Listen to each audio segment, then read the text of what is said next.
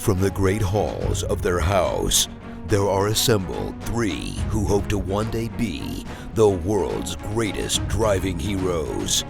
Created from the cosmic legends of the universe comes our team captain, the Vision, Bill Fisher. Their soon-to-be Wonder Woman, Vicki Fisher. Our Captain Marvel and head flight trainee, Jennifer Skripchuk. And our Batman, the master of tools, gadgets, and all things mechanical, our mild-mannered soon-to-be billionaire, Alan Danvers. Their mission, to fight injustice, share what is right and wrong, to get you out of your house and come out racing with them, and serve all mankind. They are the Garage Heroes in Training Team. Hey, welcome to Garage Heroes in Training. I'm your host this week, Ross Bentley. And that's who I am, I think. And you might be wondering what happened to Bill and Vicki and Jen and whoever else, but I think they've been kidnapped. What we need is a superhero to catch them, to help them, to save them. To help them get faster. Oh, wait a minute. Here they are. How did you take over the feed, Ross? We want to know. I think it's a pirate takeover. Yeah, it has something to do with what is it? Episode 500? I think so. Wow. They said it would never happen. So when you started this, did you think you'd be doing 500 episodes?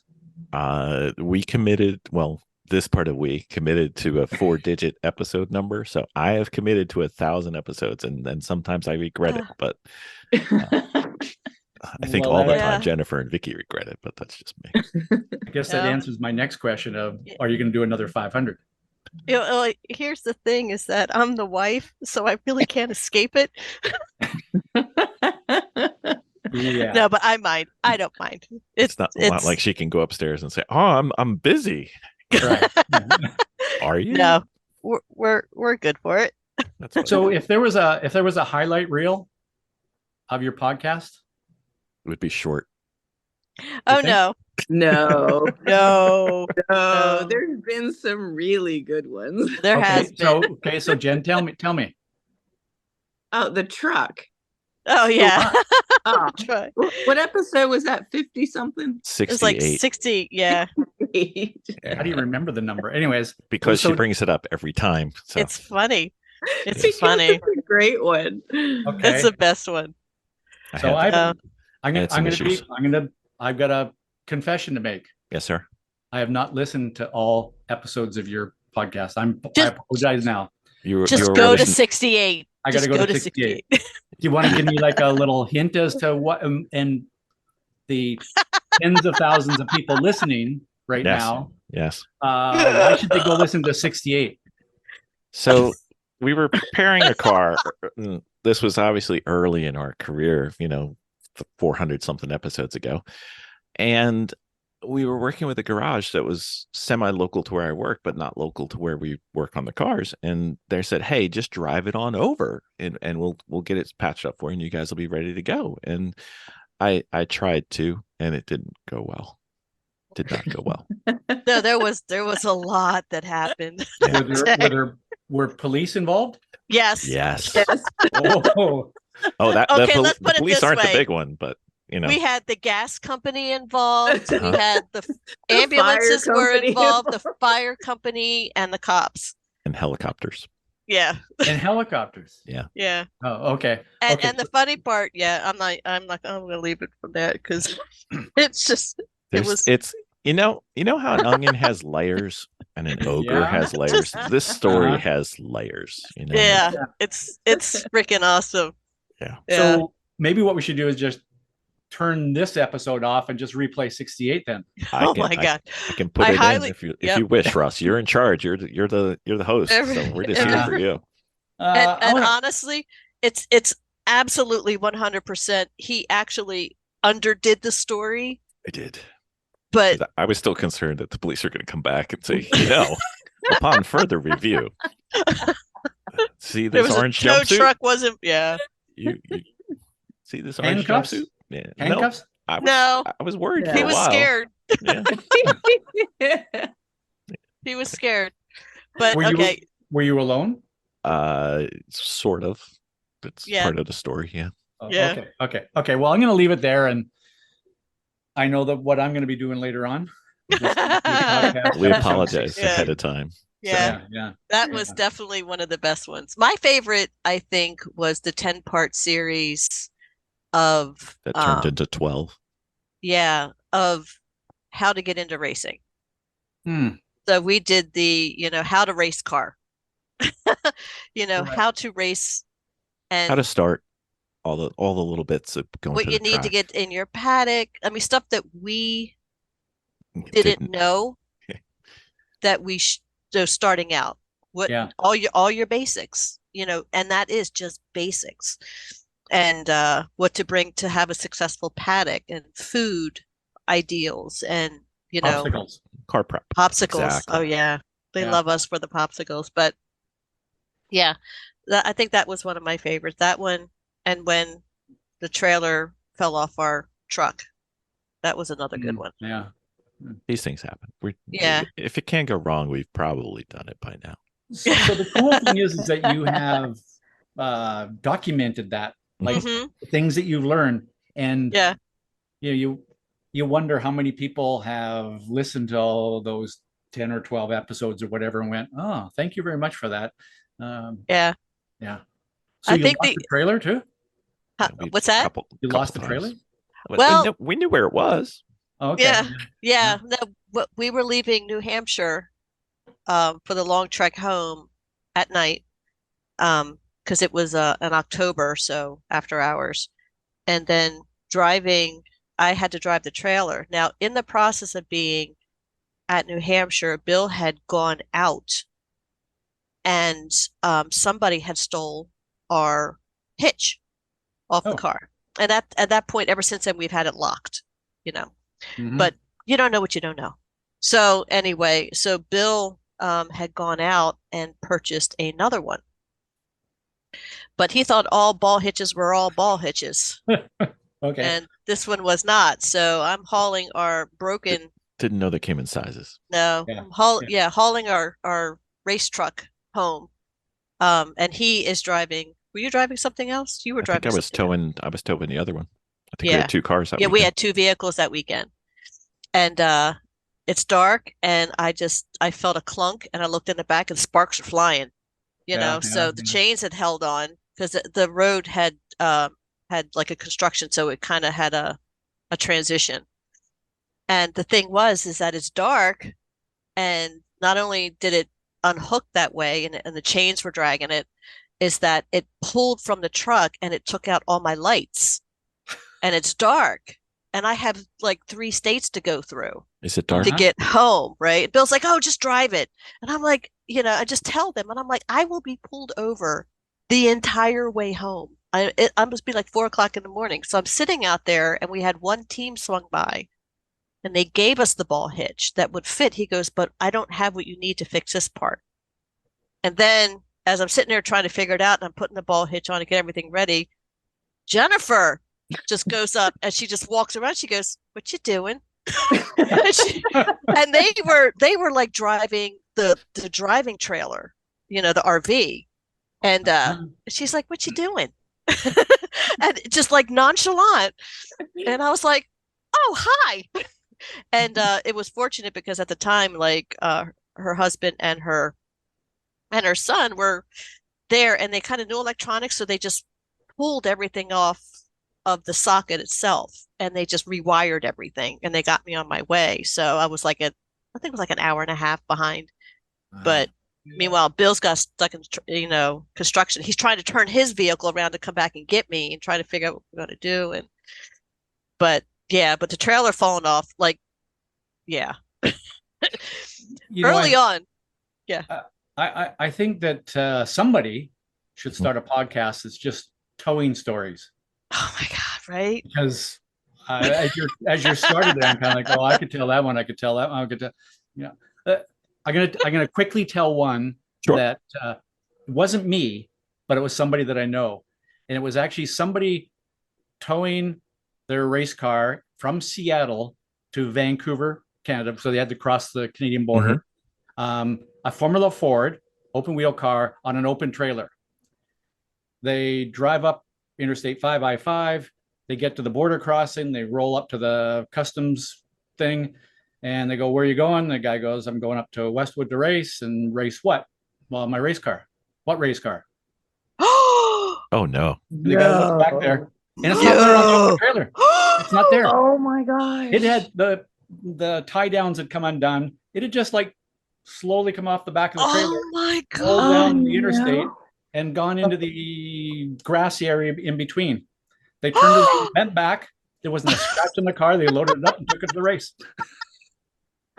Wow. So there's a good, bad story that turned good. Yeah, I they would can say. still race. Yeah, They can I still have- race it. I have a lot of those stories that don't turn out good. So Yeah. Oh, Indeed. So, how many years? What year did you guys start racing? When was that? 17. 17. Okay, so you've been doing this for 6 years or so. Yeah. mhm. Yep. This is our 6th season. In Yeah. that time, you might have done something that some people might, with more experience, say, "Well, that was dumb." See, we got a lot of those. We got 500 episodes of that, Ross. Well, okay, 500 so episodes of this. each of you have to give me one story of a dumb-ish thing that you guys have done. And I know sometimes it's a That long I list. could get on the racetrack after learning how to drive stick shifts after 1 week. That's true. That was plenty. So Funny. you'd spent a week learning how to drive a stick shift. Is that right? Yeah. Yes. Now, how is that dumb? That doesn't sound dumb to me. That's Well, called preparation. There are Oh, yeah. no hills in Delaware, Delaware. no. Really? There's Yeah. none. And the racetrack we went to had a big hill. With the transition where she had to downshift and she didn't know how to do that. I did She got not stuck know on the how hill, to do that. and Okay. she got stuck for like 10 minutes on the hill. And she Okay. kept doing it. But when she finally got it started, like everybody in the box up at the top, like threw their arms up in the air and cheered for her because she made it up the hill. The corner workers were cheering for me. It was at New Hampshire with the uphill. It's like you kind of go through the bottleneck and then you have to go uphill into the transition to the back part. Yeah, Jennifer got stuck there. She couldn't get up the hill. They're like, what the heck? See, I'm not so sure I would qualify that as a dumb thing. I mean, that's a Well, learning thing. It wasn't the dumb. du- It no, the wasn't dumb dumb on her thing part. It was dumb on our is- part. Yeah. It was the dumb thing was forgetting her to teach her how to go uphill. Okay. We all forgot that part. I didn't- minor detail. Okay. Well, so the most important thing is you can put the blame on somebody else, Jen. Exactly. That's I think I am the winner for it's a 2 words that sound like hood latches. very much like hood latches or Yes. very different. Bill has sounds- so many. Twice.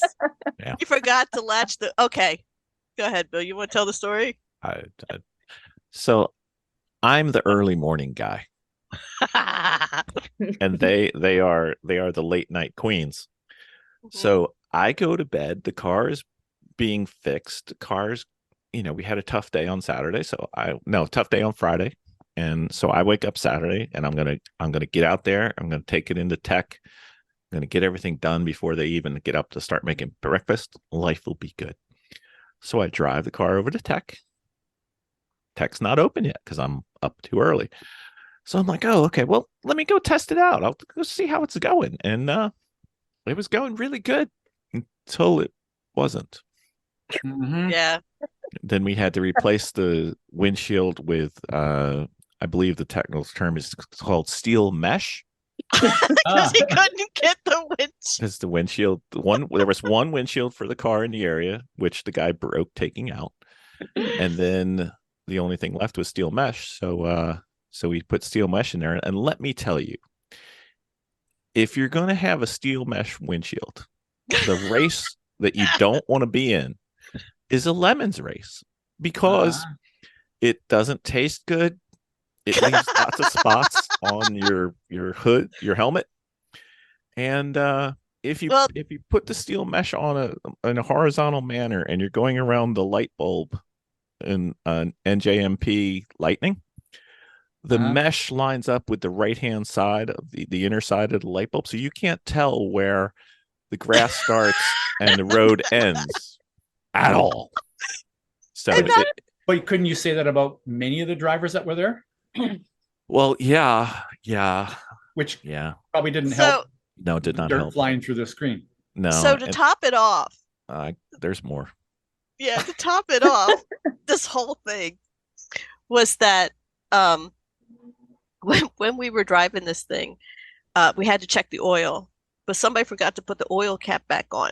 Mhm. So the oil, and it wasn't only that, was that the car kept overheating, and we had, you know how some cars, it actually, this was the Mustang, and it was a Mustang turbo, but the turbo just wasn't, the car never really ran right.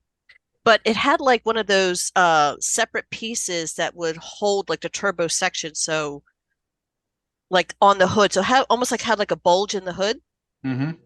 So we took that off to get more air in because it was an option at this point, but somebody forgot to put the oil cap on. So the oil is flying out of the engine through this hole and onto Bill on, on his helmet with his visor, and he had to keep wiping the oil. Doesn't wipe off. Yeah. He had to keep trying to get the oil off. And we couldn't find it. So we're running around trying to find this freaking oil cap. But it ended up falling into the engine itself. So we found it in the engine. It still hung. But So Alan got a black flag on the same thing. And he goes in, and a friend of ours was the judge at the time, and he goes, your driving stinks, and your weld sucked too. Because he's jumping on and your the welding windshield. sucks too. Yeah, it was hilarious. Yeah. What did we put on the back of it, Jen? Something about something and regret. Misery and regret. Yeah. I've got a picture. Yeah, I think we put that on the back end. Car of misery and regret. Bitterness and regret. Bitterness and regret. So usually, like when you do something like that and you forget to put the hood pins in, hood Mhm. latches in, Mhm. you go, man, I'm never going to make that mistake again. Yep. Yeah. Usually. Until he did again. But Until some, he you know did how in again. a world record you gotta prove that you can do it. Like you gotta go one more direction and you gotta run it the other direction. I wanted to make sure I Yeah. have it down. Okay. Okay. So Okay. we have this BMW E46, and it's a really good build for upper level racing. Mhm. And we've been really trying to find time to work out the kinks to get it there. This is the one where I was telling you where the drive shaft was messed up.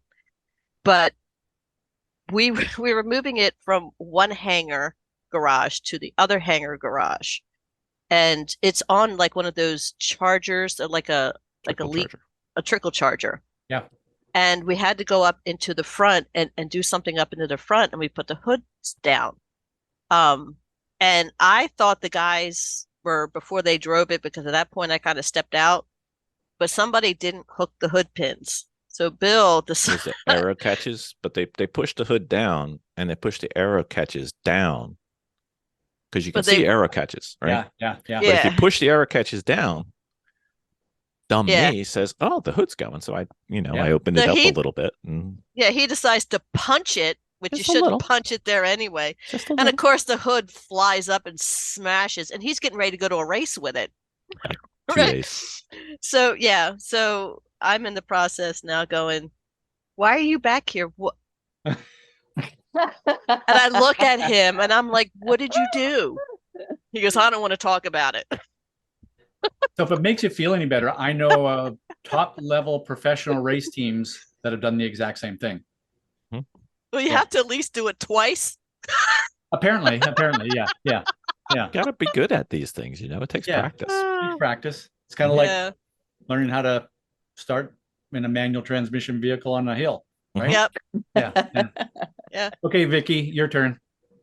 On our second race, we we miscalculated when the race ended, and I drove off with everybody's race equipment in my car to go get pizza. We won an award for it, though. Yeah, so it was raining and people were storing their stuff in the back of the car. Uh-huh. And we had an SUV at the time. And I don't think we had an enclosed trailer at the time. We only had an open trailer, and an open trailer meaning like a U-Haul. Yeah. So we had the trailers, but they were Dude. saying, well, this is faster. So why don't we just leave the car right next to our like station with the tent, and we could just leave stuff in there. That way we just grab our helmet and go. You know, this is like our second race ever.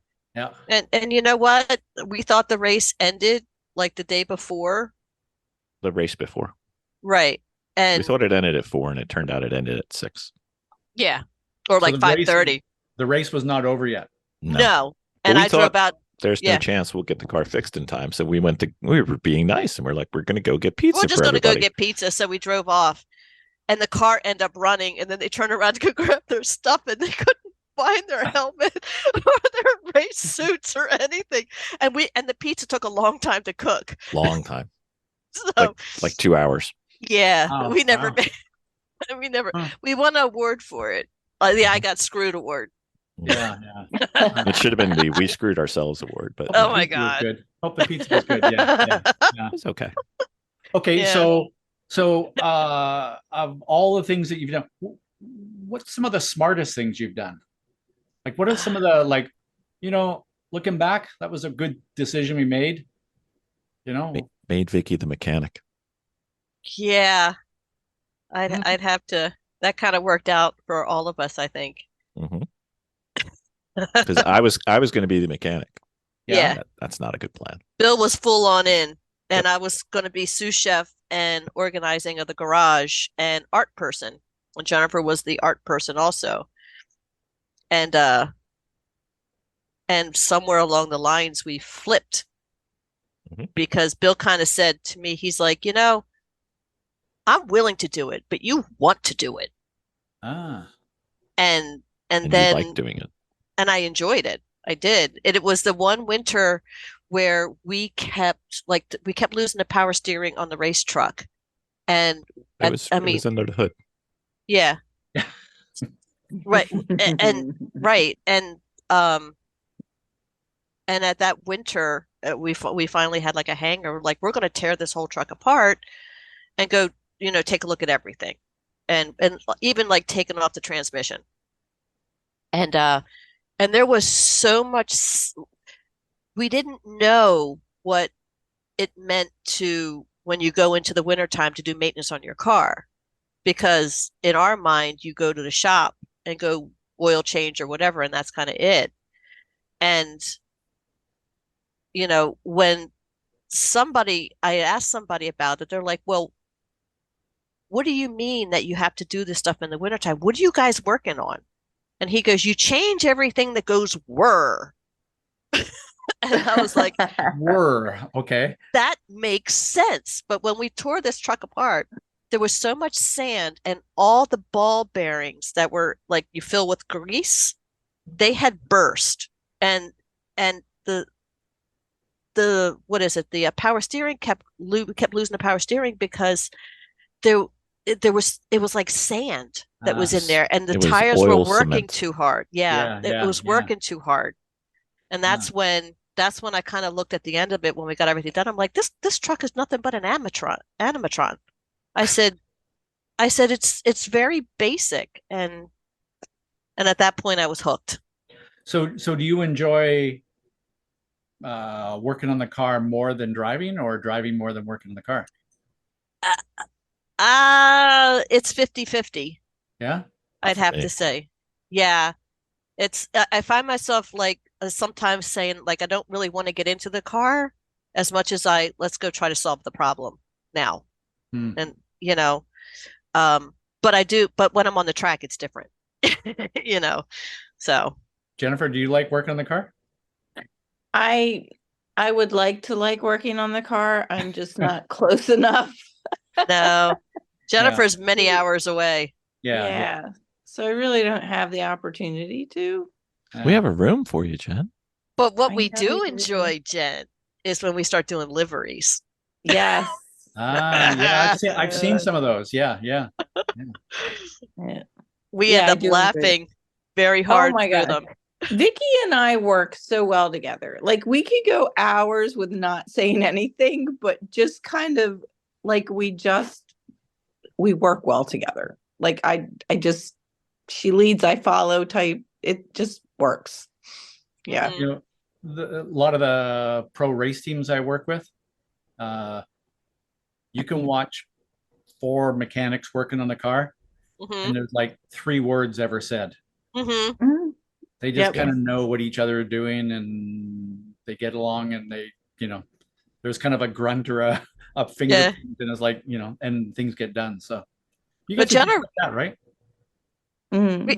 We just have a really sisterly, weird sense of humor that we just like we have always shared a room since we were born. So there's a whole lot of like little undercurrent nuance things that we kind of do that just crack each other up. And that's how it is when we get together and start working on projects. Any project, we do this. Yeah. So, I agree. Bill, do you have brothers? Nope. Okay. Yeah. See, I had a brother, and we shared a room, and all we wanted to do was kill each other. So, well, I'm not gonna lie, there were times. Yeah, there were times. Right. Absolutely. Okay. Occasionally they want to kill me. Yeah. Bill, what's the smartest thing that you've done over the past 6 years that had to do with racing?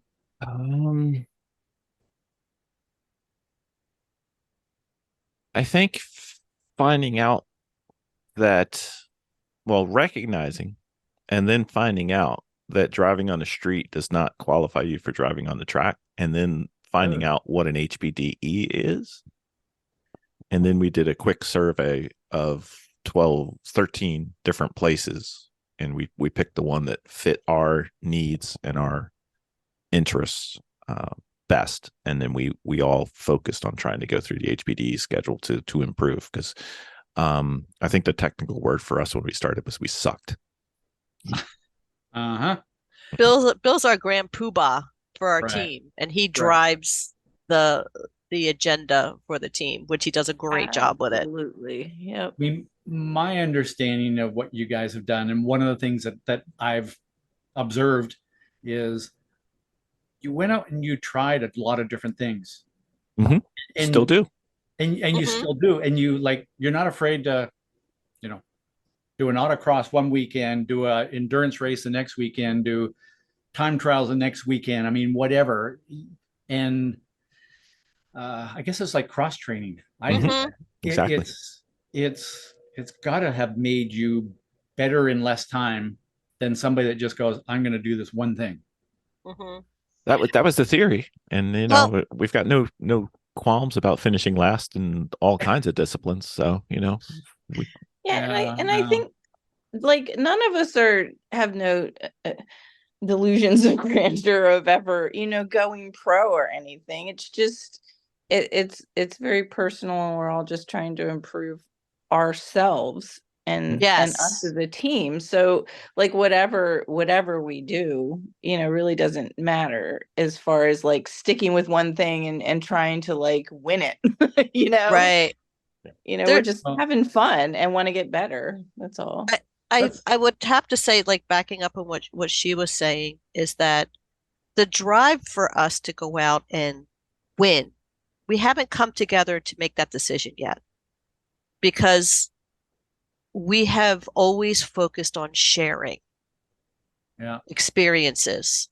So we enjoy bringing people to the track and giving them experiences and sharing our car with them, or sharing whatever we have with them. And we haven't actually come together and say, hey, you know what?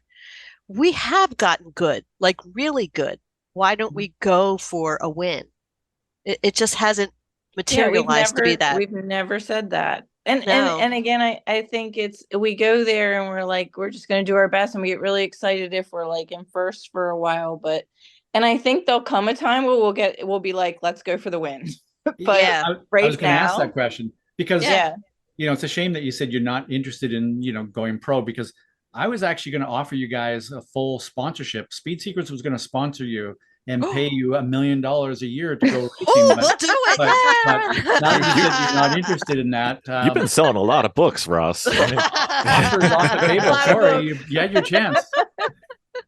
Yeah, but you know what? I think that like right now, I think what our issue is that there's real life currently holding us back.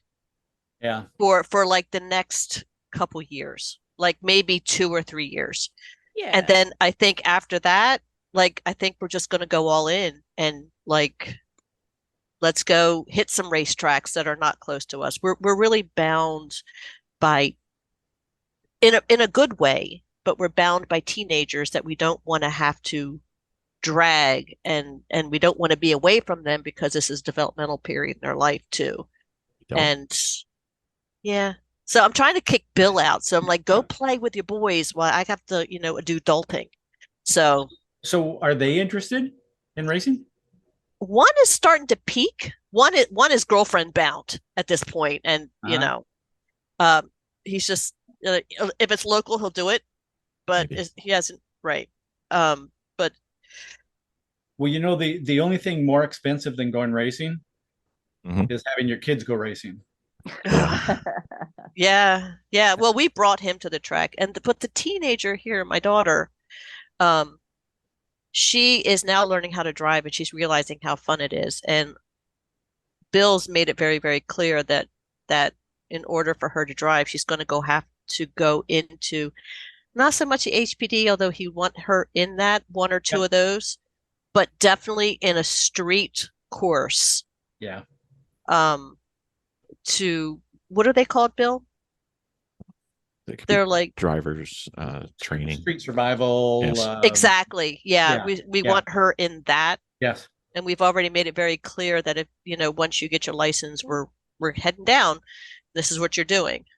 So, and I want to get back to the the original question here, but I'm actually, what have you learned from the track, from driving on the track, that's made you a better road street driver?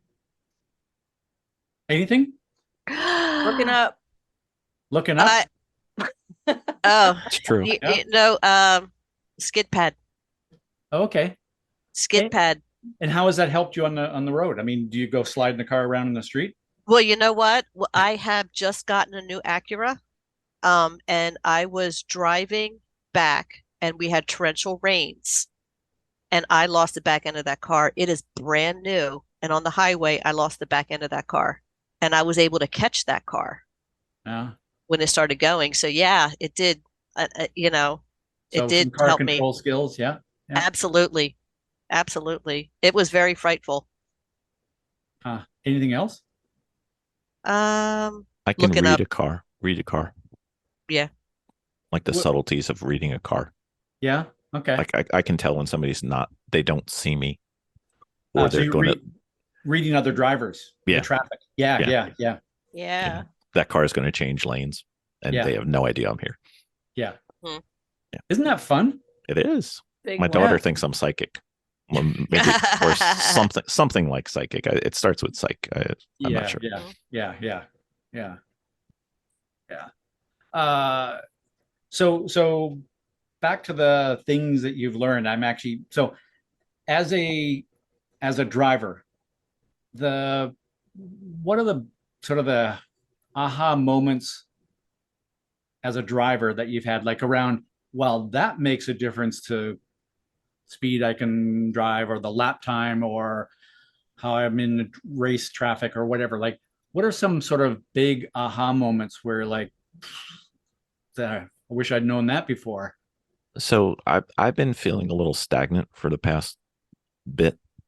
Mm-hmm. And a big jump happened when we went to the last Grid Life event, and we had Jackie coaching us, because it was the first time I was actually in time trials. They're all jumping up and down going, I was actually in time us. trials, Yeah. and then they were in HPDE, but they kind of treated it like time trials because the track was pretty open. And we tried to go fast as opposed to trying to drive well. And Jackie was a tremendous coach and helped us see where we could do better And, I know Vicki and Jen both improved tremendously. And I think we all got a lot out of that. I would 100% agree with that. Yeah. Give me some specifics. Like, was it just, So hey, spend more time on the throttle? Is it brake later? Is it? for me, it equated to 2 seconds off my fastest lap time was That's all? just No, just this one thing. Yeah. just this one thing was where I shifted the gears on the track. So Somebody didn't teach her how to drive a stick very well, apparently. apparently not. Yeah. Geez. Yeah. Still. Yeah. She's still paying. Was it, shifting at a different RPM? Was it a position, not in a corner, in the corner? What? So I wasn't getting enough speed in one particular area. So just where I shifted before that allowed me to shift again. So I because of the where the corners were, I didn't or wasn't able to do that or didn't think to do that, because shifting's always been kind of a issue for me. Mm-hmm. Going way back. Yeah. So we talked about it. She looked at the data and she's like, try this gear here, this gear here, this gear here. And 2 seconds. Yeah. Wow. I think, how many seconds did Jennifer drop? She dropped like 7 or 8, didn't she? Total, I think it was like 12, wasn't it? 12. Yeah. 12. Yeah. From the time she started to the time she finished. Wow. Yeah. Yeah, I that think one thing. mine was 7. I improved by 7 seconds. Yep, you did. Wow. And Yeah. what was specifically for you? I was actually exercising what you had taught me, was that look at the turn in, turn out, that look at the panels, which I kept hearing you on that track. Don't yell at Ross. He's a guest. But you weren't listening. No, I was, but what I was trying to do was I was trying to get comfortable with being uncomfortable. Uh-huh. And I was really trying to brake later. And then the other part that I did was to drop the gear a little lower, and we were at NJMP, and just hardcore, don't be afraid, plow through 2, 3, and 4 and take it all the way out to 5. And don't be afraid to do that. And I did. And I was scared. I was clutching, but you know what? It was okay. It was okay. And just by doing that, those changes, and then getting more comfortable going all in on the straightaway, and then going all the way as far as I could before I had to brake, and then go back into that turn, 7 seconds. Wow. The time I got in, I beat Bill. She did. I did. Same car. Yep. Wow. So Bill, Yes, sir. how did you improve, and maybe what would you do differently now? I just looked at all the data again. So part of it for me was it was a new car to everybody. None of us had ever driven that car. So there was some acclimation to a new car, and it was a B-spec Honda Fit.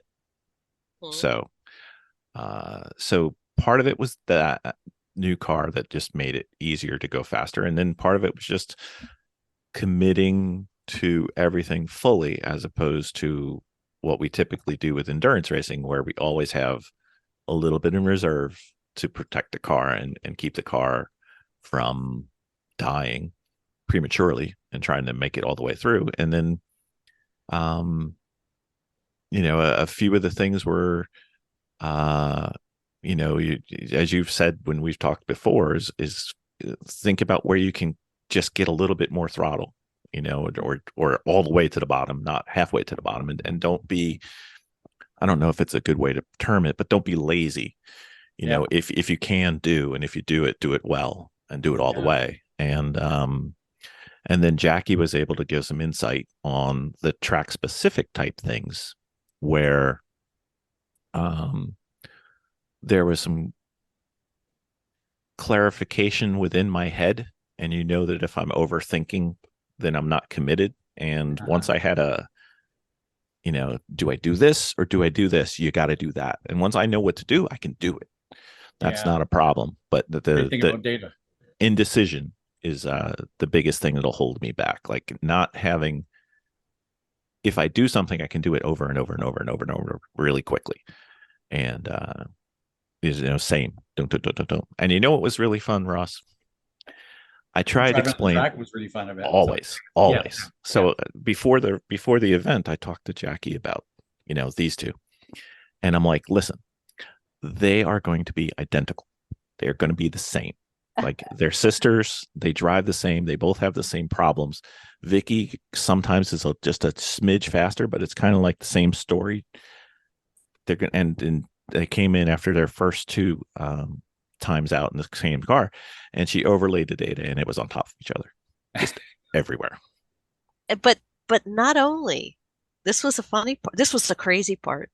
Was it not only were we technically driving a slower car with a smaller engine, we were faster than any other time we were on that track That's with true. any other vehicle. Sad to say, but true. So why do you think that is? And I have the Because- interesting thing, I think, what that came out of that weekend was the BMW went out of commission. And then we were all driving the same car. And then we became a little competitive with one another. I think we And did. we have never done that before. No. Jennifer's the type B personality on our Yeah. team. The competitive, no, you can have it. No. But I think it boiled down to is that it was skill versus speed. We weren't focusing on just that. What do you well, mean? it wasn't just about trying to go fast. It was incorporating how to properly drive the track, which increased our speeds. So, sometimes you go out there and you're just trying to just drive the car fast because, you think that's going to get you time, but it's how to properly manage those corners and how to properly manage those hills and how to approach a corner where you can inch out those few, micro half seconds that everything just adds up. So, again, it's like driving a smaller car against a faster car. Where can you gain your time against somebody? And that's what I think we learned. I think part of it was the car was slower. So I think the intimidation factor, like we've talked about in the past, I think the intimidation factor was lower. And I think they were more comfortable with that. Yeah, a Honda Fit, it's not the fastest car in the world. Nope.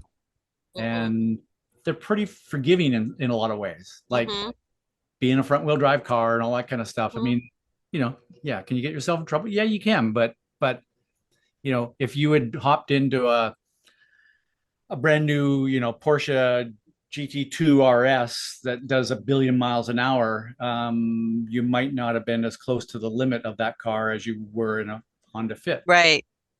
Or as comfortable there. Yeah. But you know what? I think learning what we learned, I would be more comfortable going into a slightly faster car. Yeah. Or into a faster car because now I'm like, oh, I can do this. It was, and that's what it was. It was confidence also. Yeah. Yeah. So, now that you can do that, you just got to go and apply it to other cars now. That's, yeah. So, okay. When are you going to drive another one that's maybe a little faster? No, well, right, we're putting the drive shaft on the BMW. And here's the thing. We joined a local racetrack about an hour and a half away from us. Oh. Yeah. So it won't be too long. No. So we're going to do some day tripping, me and him, while my daughter's in school, because now we can test drive our cars before we take them to the track. Yeah. Where is this?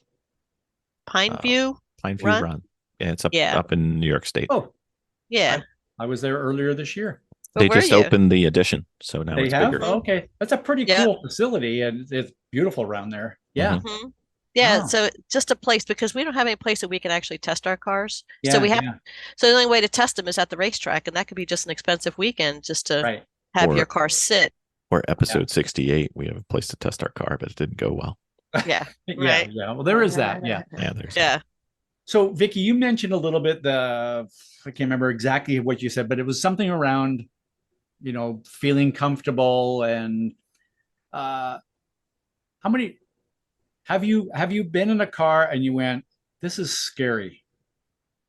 BMW scares me a little bit, Yeah. but M3.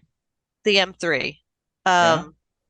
because even though the car is really, really balanced, it has a lot of power. So I am intimidated by it, but it's not for saying that I wouldn't try to push it for sure.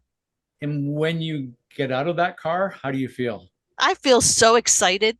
Yeah. It's like I'm high-fiving the soda machine, that kind of stuff, Um, There's something about cheating death, isn't there?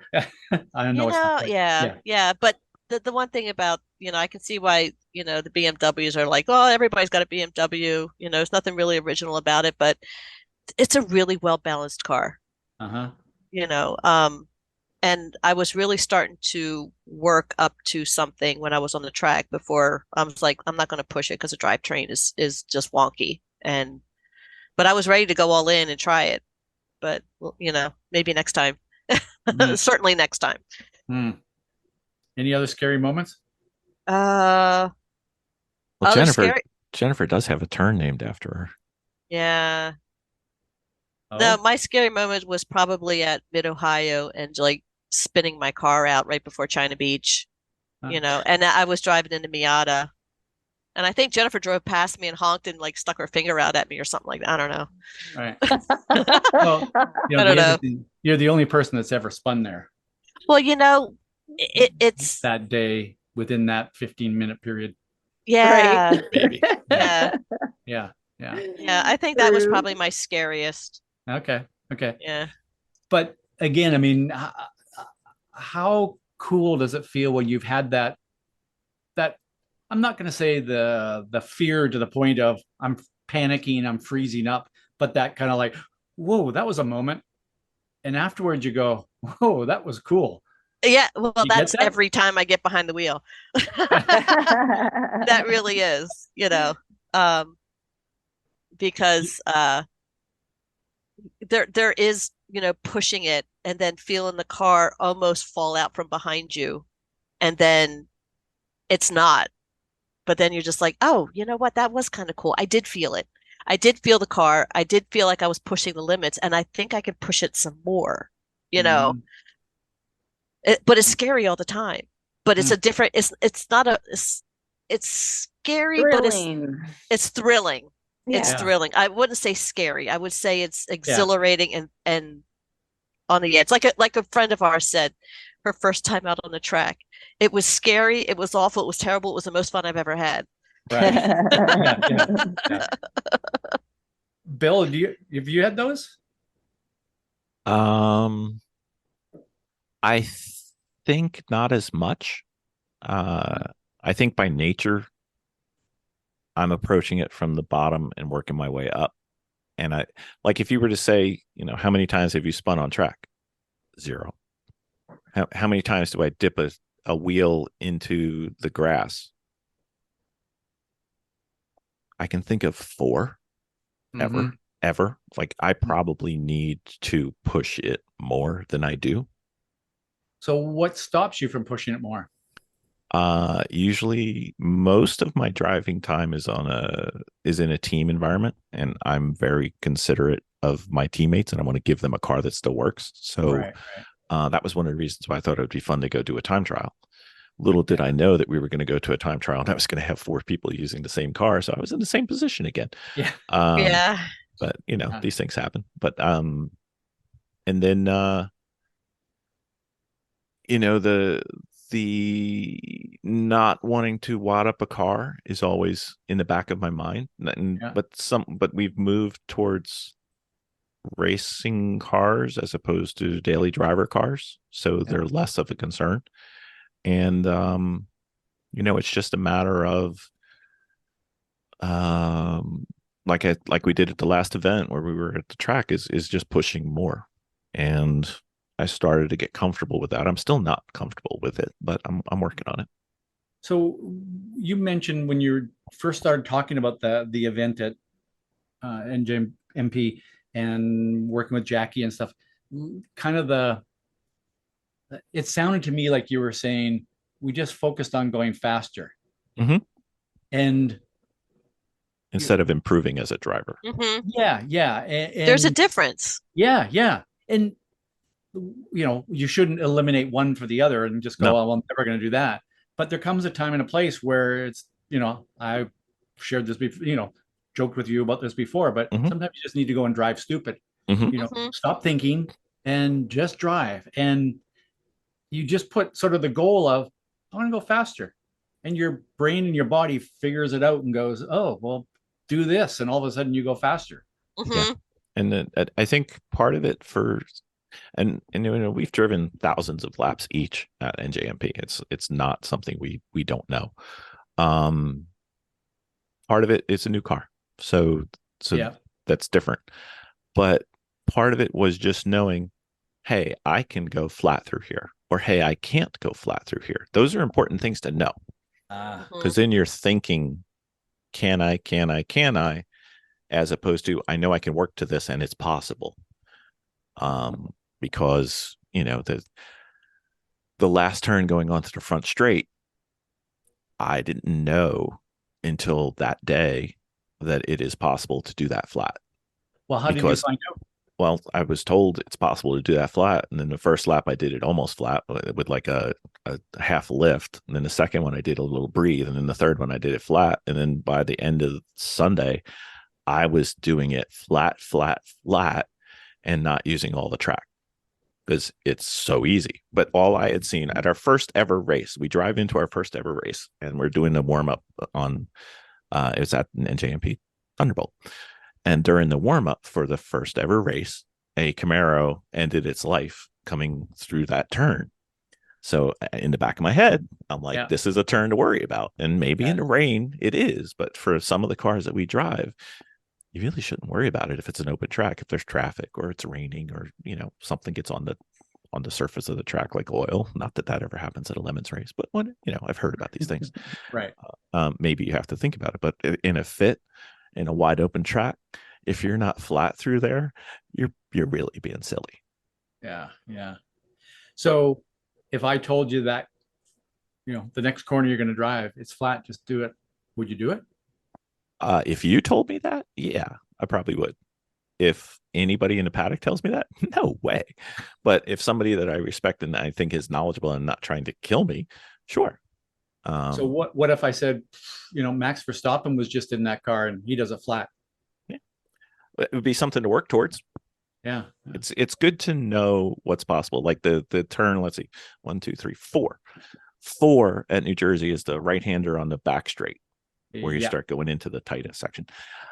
I was stuck between gears and between how much brake in a fit versus is it possible to do it flat?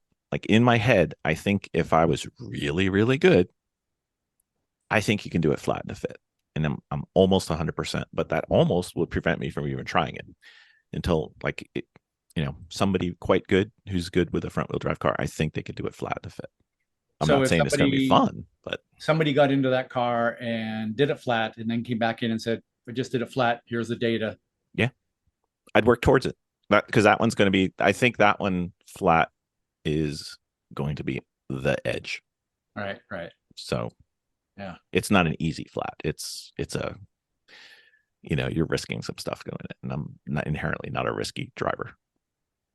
And just because it popped in my head here, you kind of like spreadsheets, right?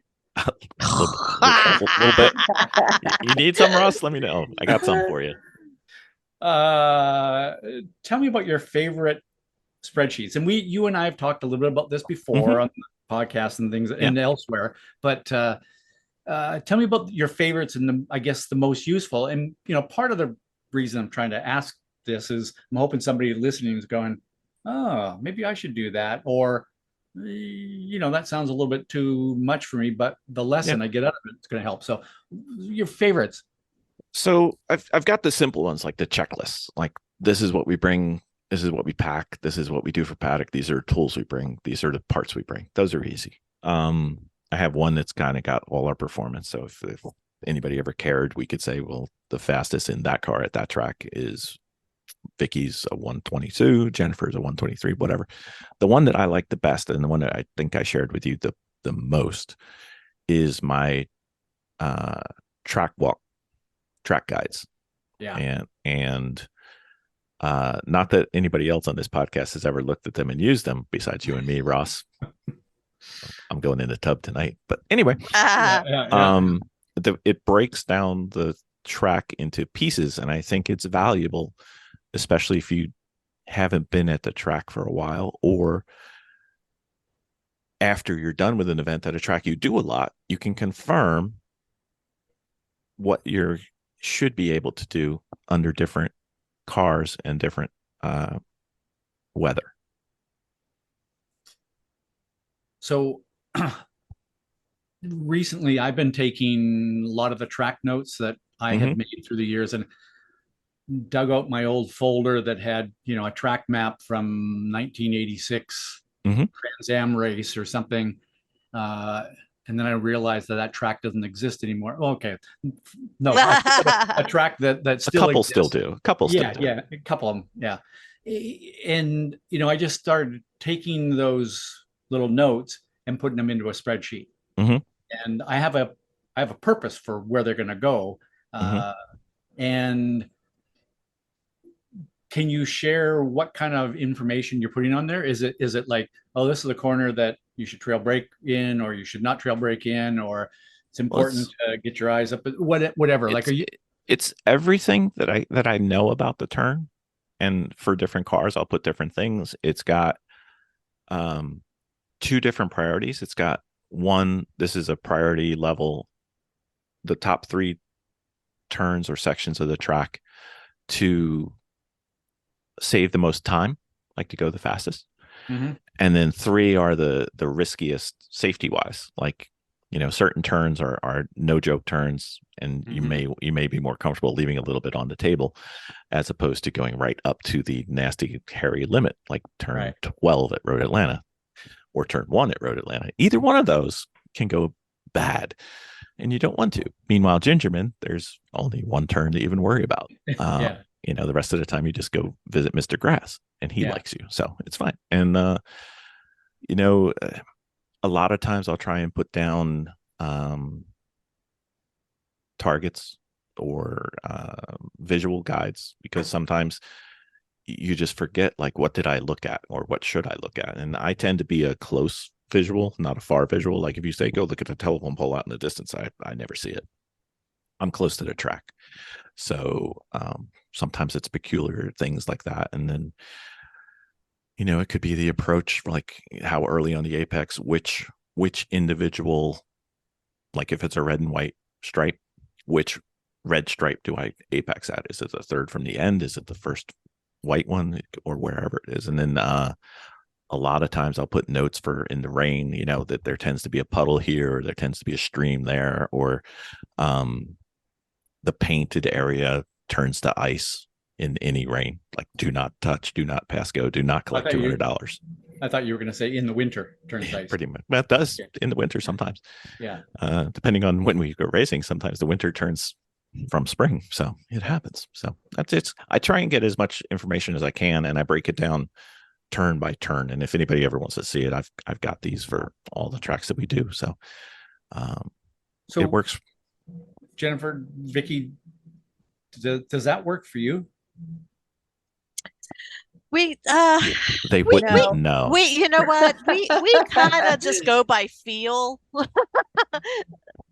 No, because I think, one of the things that it shows, right? It shows that everybody looks at things, thinks about things, approaches things in different ways. And, personally, I find all of that stuff that you've got, Bill, in the spreadsheets, fantastic. I would prefer to see it actually written on a track map. They do too. We have big track maps, and if I draw it on there and walk them through it, they listen. If I give them a spreadsheet, like in their notebook for their HPDEs, I don't think they've opened the notebook. Do you know why? It's because it's work, and track is supposed to be fun. Well, no. Well, just in general, just being who we are, our brain is always full. So when we have to do something like that, unless it's delivered in a digestible way, it's really hard for us to sit down and go, okay, we're going to go do book work, because we have so many nuances that pull on us like all the time, every single day, that it's just a lot. We just want something, like when we go to track, we just want to have fun and like simplify something. So if it's actually broken down on a track map, we have a very large, laminated track map we put out. And if it's actually put on there and explained for us to where, then that would be very digestible for us. But to actually cut the videos and the book work, I think Vicki and I are just kind of really visual people. we are visual and feel people than data people. Right. Yeah. So it makes not to say that No. when you go to Bill and say, what was my fastest lap? My boy can pull it up in a fraction of a second. Oh yeah. He's literally chasing behind you to tell you what your fastest lap is. But not. No. But I think that's why it was I'm going to cause a family feud here. So. Yeah. But I think That's that's why it was so easy to work with Jackie. And that was one thing about the data that you were just mentioning, is that when we would go and we go to the track and we were just like, okay, well, this was your fastest time, this is what you did well, and stuff like that. It would normally happen discussions after we were done for the evening or something like that. You know what I mean? So, but having that done in real time and making those corrections in real time, I think makes all the difference in the world. So define real time. Like, was Jackie getting telemetry back from you while you're on track and giving you feedback right then? No, as soon as you stepped off the track. Okay. Then she would like do this, and this. And we did, as soon as we hopped into our next stint, we did that, and that. Yeah. And that's when things were working. Instead of like, well, in the evening, kind of go over the track map, and this is what kind of you did. There was just something about seeing it. Yeah. Like we're visual, and it was happening like right there. Would that have worked for you back in 2017, 2018? No, but I think it would probably worked well for like 2020, because I think it would have worked for us after we hit the skid pad. Okay. Why? What did the skid pad, why did that make the difference? Because it allowed us to feel the car. As you know, people would say, like, you steer the car, like the rear of the car. You steer with the front, steering wheel for the front of the car, the throttle and the brake for the rear of the car, and that's how you drive it. But everybody kept saying, well, you'll feel the car kind of go out from you. You'll feel the tires, something like that. And it wasn't until we had a chance to really push the car to make that car skid to where we finally understood what they were talking about. And now we could feel what the car's doing underneath of us in our seat. Plus you knew you could save the car. That was a big one too. Right. We understood what the pause meant. Right. So you had the confidence that if the car did step out, there's something you could do about it, as opposed to we're just along for the ride now. Right. Yeah. So I think if data was introduced after that, because our confidence level, like it was almost like we kind of went through a glass ceiling, right, with that. Yeah. Like we leveled up. We all just leveled up at that point. And I think if data was starting to be introduced, then we would start to understand more. But it's a process. So, Bill, you being a person that thinks in a different way, A little bit. would the data have helped you earlier or later or the same, or? It has helped me the entire time, Ross. Okay. I like my spreadsheets. To be fair though, we haven't put this episode out because I'm not sure how to do it, but how we tested all the different HPDE groups. Well, we also tested virtually all of the data telemetry. Yeah. And each one has different pluses and minuses and cost points and capabilities and things like that. And we have almost all of them. And some of them we have multiples of. Those are the ones we like. And we have some that we have put in vacuum sealed Ziploc bags, and we bring to the track in case somebody else wants one or they forgot theirs, but we don't use them at all. So the data interpretation and the use of the data from many of the telemetry systems is still somewhat difficult in many cases. So translating it for Vicki and Jennifer and other artistic type people is sometimes difficult. And, the squiggly lines don't make sense. And the way things are presented don't make sense. I think going into the weekend before we worked with Jackie, I could not get them to touch an aim if my life depended on it. They seem to like the Garmin Catalyst, and they seem to like the Apex Pro. Both of them being a little more visual, the Garmin being even more visual and audible. So they like those two. However, some of the capabilities that are offered by some of the systems, as they tend to get better, the software tends to get worse or less user friendly. And it's almost like a separate job. And sometimes it's difficult when we have a team of like 6 or 7 people, and I'm kind of the data guy and driving and instructing. It's hard to get to. The handing out of popsicles guy. Yeah, exactly. Yeah. Always have popsicles. we have an update for you if needed. The post the track going cold, we have margarita popsicles now. So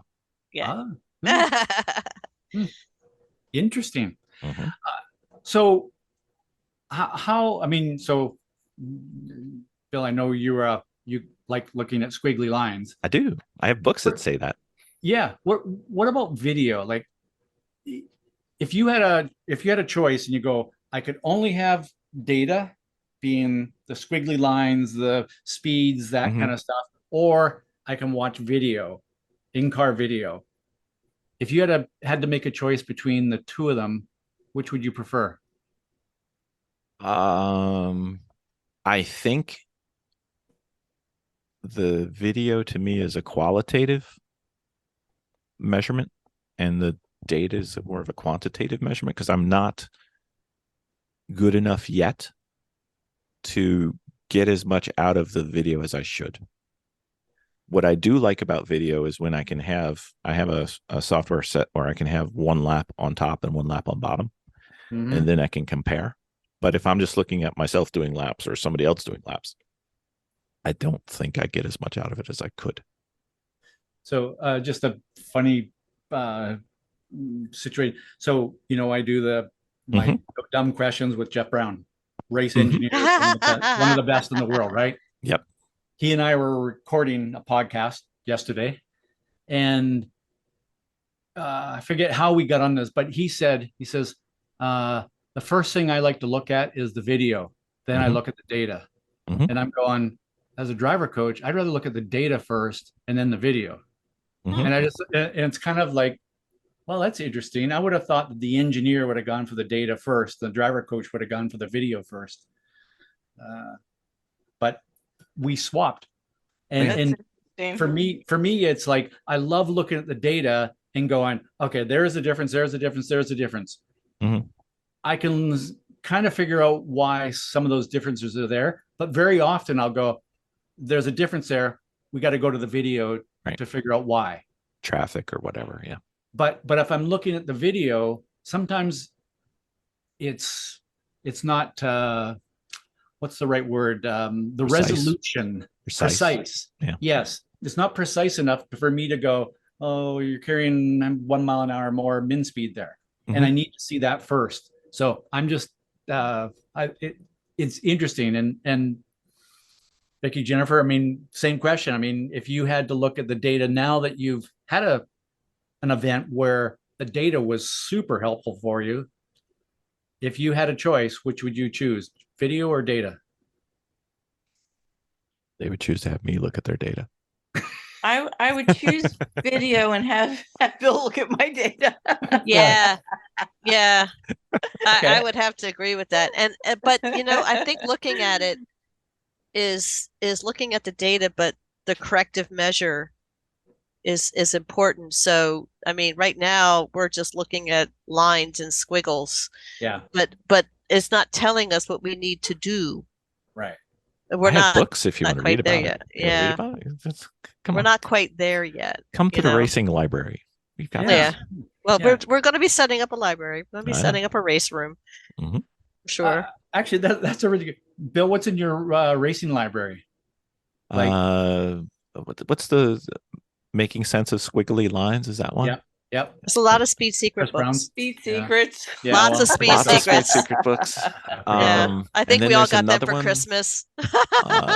Are we just doing data, or are we doing? Anything. So, what are some of your favorite books that? Well, I mean, the go-to Bible that I travel with in my bag is the Ultimate Speed Secrets. I think it is. Yeah, It's this okay, we can blue and ignore white that one, but Okay. yeah. I think the ones that we're transitioning to is some of the car setup books. Okay. Trying to figure out that because the suspension and shocks and coilovers and spring rates and valve adjustments is like black voodoo magic, and I don't get it. Yeah.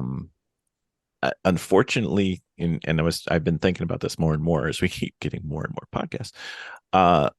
The podcast takes up so much time. I don't get to read as much as I would.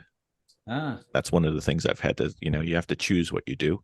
Yeah. And so most of my racing information comes audibly through podcasts and things like that, where I just listen to them at 2 or 3x, and sometimes I'll listen to the podcast multiple times, just to try and get something. And usually for every podcast I listen to, it used to be like 5 or 10 things that I was like, oh, that's new, and I'd make a note. Now it's kind of like every 4 or 5 podcasts I get something that's like, oh, that's kind of fun. Which means like either the podcasts are getting worse or I'm getting smarter. I'm kind of going for the second one, but there's lots of really good podcasts out there. So that's kind of what I'm using most. Okay, well then I've got to ask that question. What's your favorite podcast for Getting better? People listening to this, and you probably have already talked about this, but I'm curious. I mean, I was just on a couple of the Apex. You were committing podcast adultery on us. Yeah. I mean, yeah, it's fine.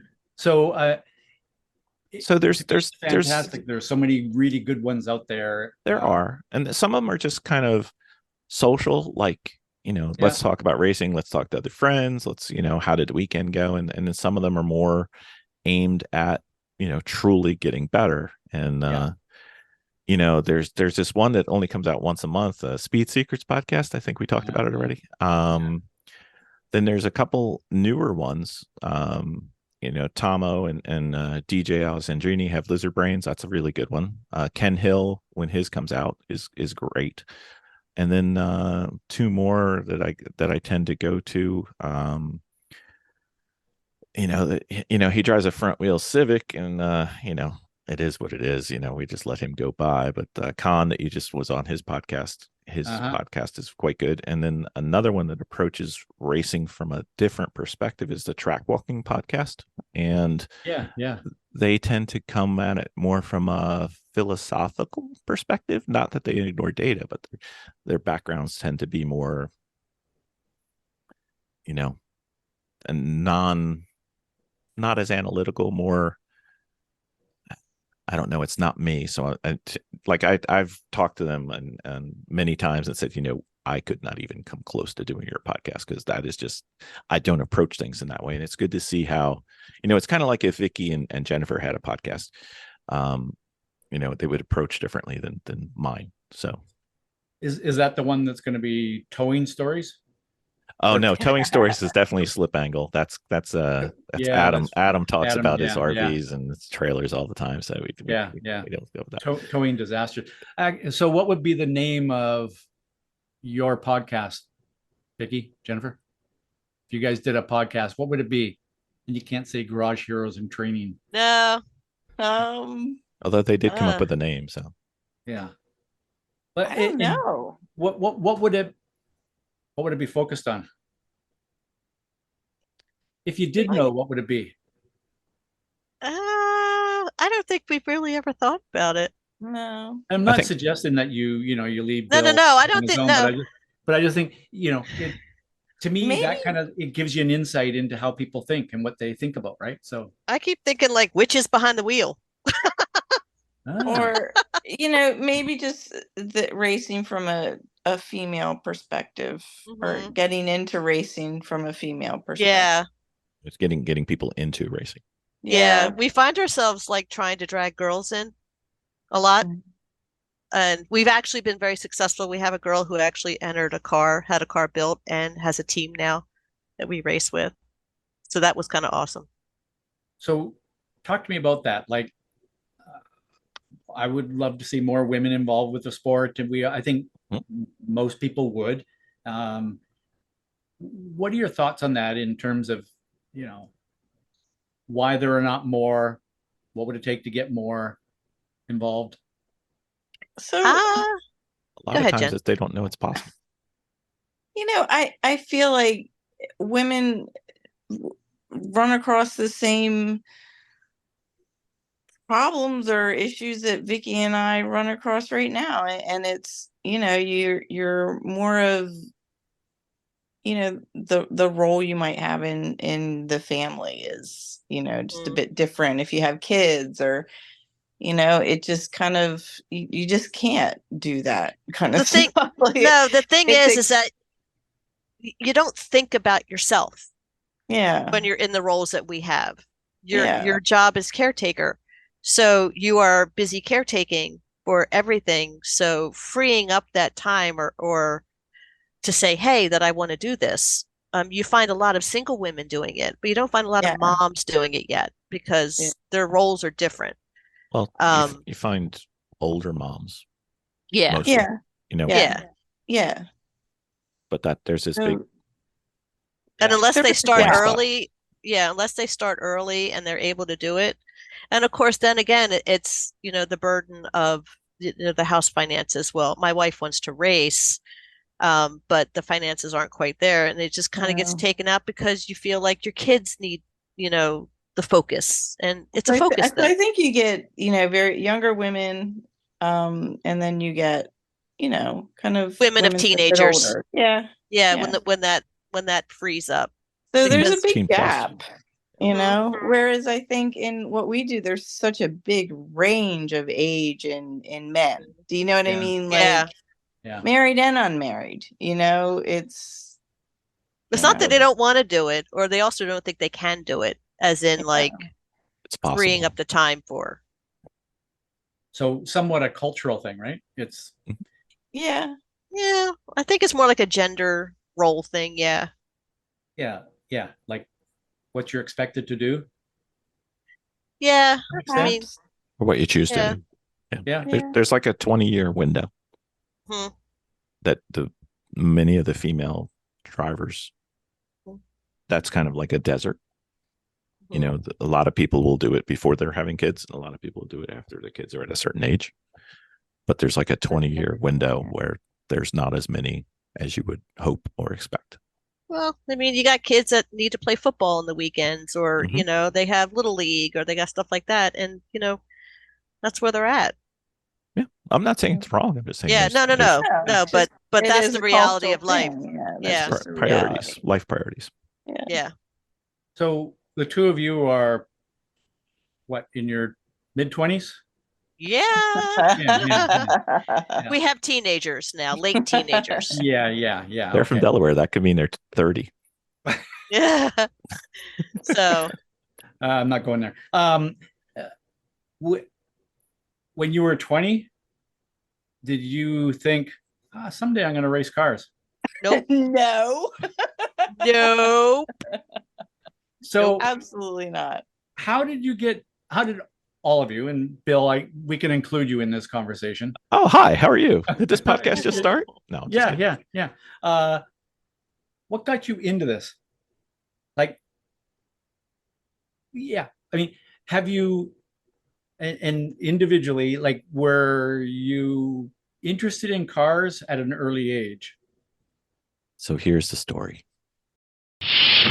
Captain's log supplemental.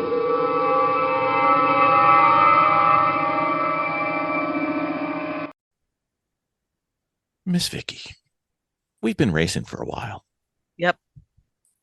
One of the things you've wanted forever and ever was something simple and easy to get the video, because you've not been happy with everything we've tried. Nope. And we've tried a lot. Well, the issue that we've always had was that we always never got around to video. We kept trying, but things kept happening. Even when we did, I can't count the number of times I have GoPro video from Jennifer turning the GoPro on to get out of the car and then turning it off to get into the car and start racing. I mean, we've all done it. That was a problem with the GoPro is because of the positioning, is that we could never really see the on and off button, and the battery was really short. But I think we found a solution. I think we did. I did. So we now have the Sentinel system. Yes. And oh my gosh. Rumored, finally here.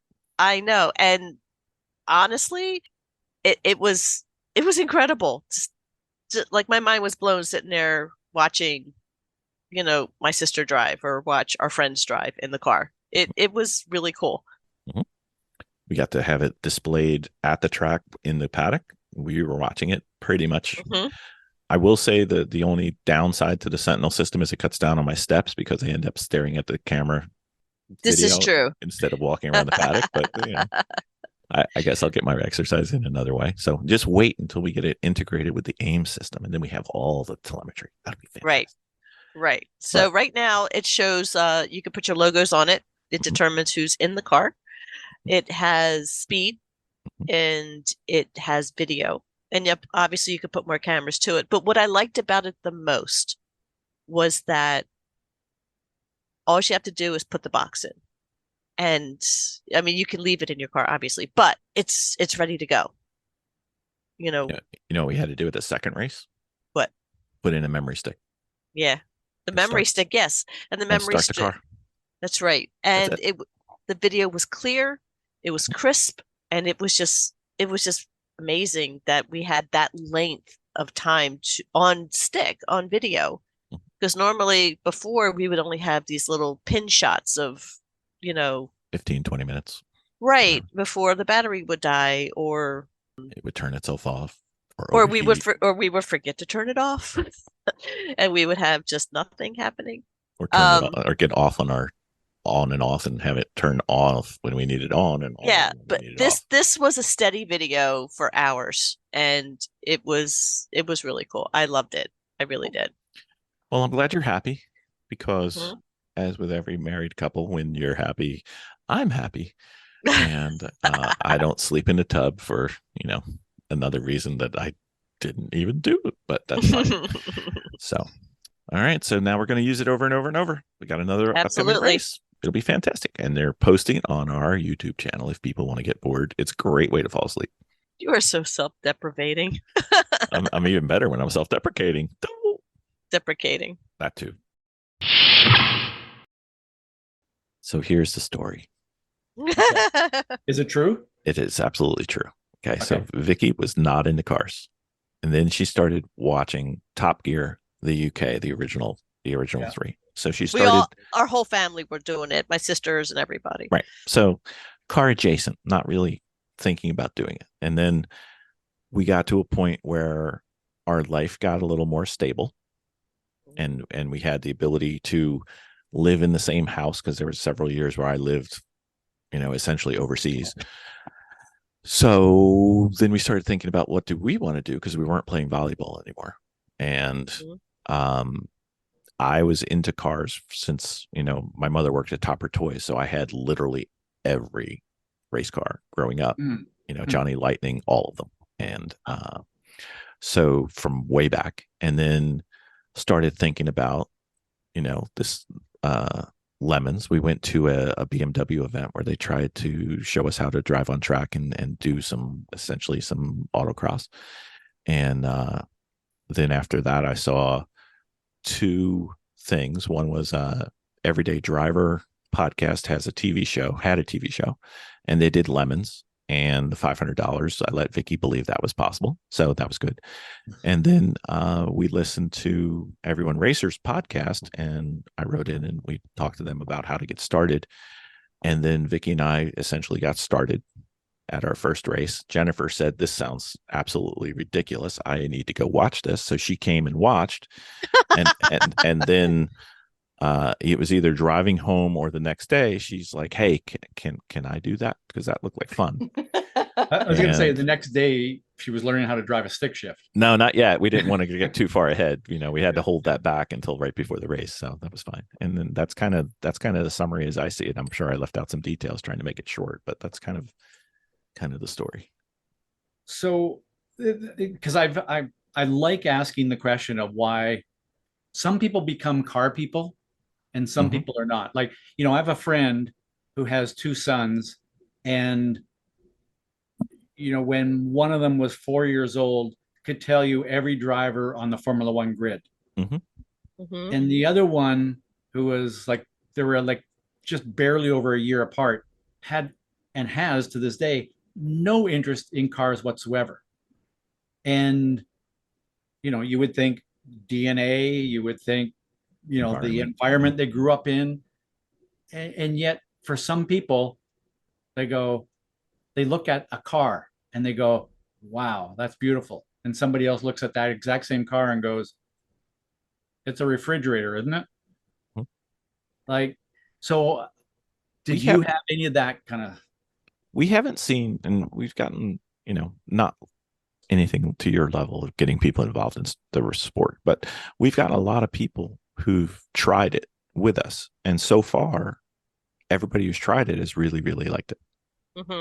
A couple of people chose not to do it because they had other things that they prioritized over it, but everybody who's tried it has really liked it. And I think part of it is just giving it a try. Now, there's a lot of people who are into the car or into the mechanical part of the car. And then I think it's probably more people who are into the driving of the car or the competition aspect of it. But I think the people who aren't into it maybe haven't tried it. But how does that explain two kids, one of them loves cars and the other one doesn't?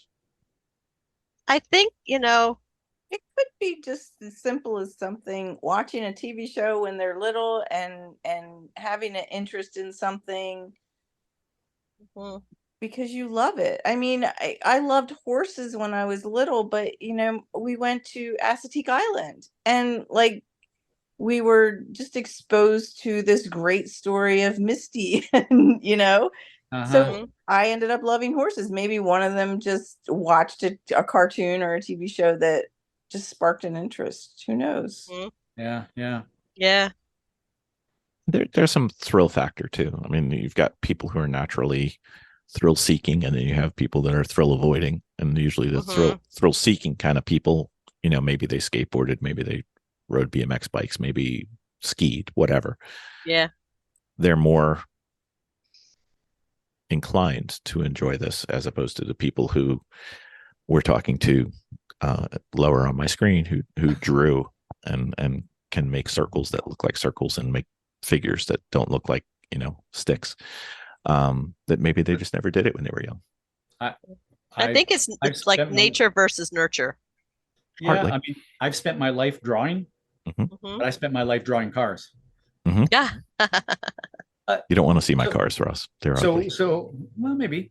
In the playground they have those things you hop on and you run around and you get them spinning. Oh, they were the best. Oh yeah, like for me, the faster the more you could go. And my brother he just called them barf machines, and he'd last about 30 seconds on them and be laying over on the side of the playground somewhere else. So part of that I think is I don't know about thrill seeker, but I love G-forces. When I was a little kid, idea of going around a corner and just feeling that in my body, oh, that was the greatest feeling. You should have a podcast whose acronym spells GHiT, Ross. Just saying. Really? Just saying. I do. Actually tonight I do. Yes, you do. You've taken over. He does. Yeah. That's true. And I guess I should ask, if there's ever a point here where you're like, okay, guys, we're done here. You can let me know.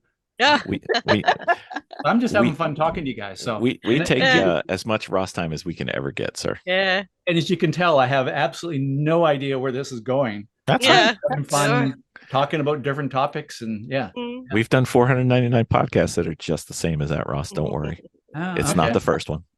So, if you were a superhero that raced, Mhm. what would that superhero's, I don't know, traits, whatever you call it, made them a superhero? What would you do? What would you? Scarily enough, we all have our superhero alter egos Yeah. and drawings. But are they race No. driving related? No. So No. tell me about the race driver superhero. Well, our favorite Ben Dawson from the Dominator Dawson series, he claimed the Flash, which is the obvious, super speed, super reflexes, and sounds like him in real life, but he wanted to be that, so that's what he did. Mhm. Okay. So So- I think I do corners better than I do. I'm faster in corners than I am on the straightaway. Sad to Okay. say, but yes. Power. Huh? Sad to say, but yes. That is So true. so is your superhero trait? Is it you have cornering grip? I don't know. Corner grip. Yeah. She's Miss Grip. Yeah. Yeah. Mine is traffic. I'm great in traffic. Vicky's really good at traffic. Ah, okay. So Yeah. tell me more about that trait. Like what makes that your superhero super trait?